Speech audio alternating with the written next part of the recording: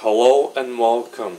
This is called How to Make Coca Cola Maple Mocha.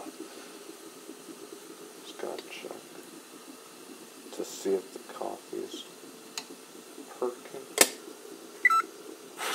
Okay, hold on.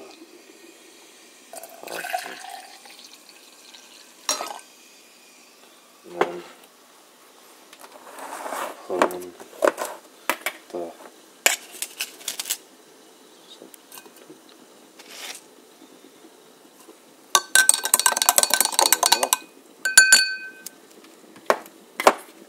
after that,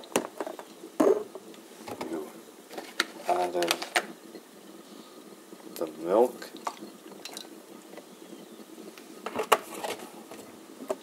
and then stir it up.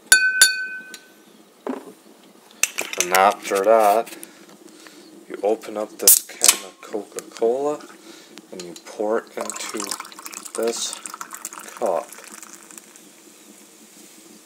Whoa. It's getting all.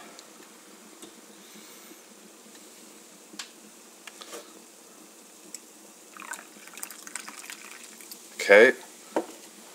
And here is your Coca Cola Maple Mocha. Enjoy it. Thank you for watching.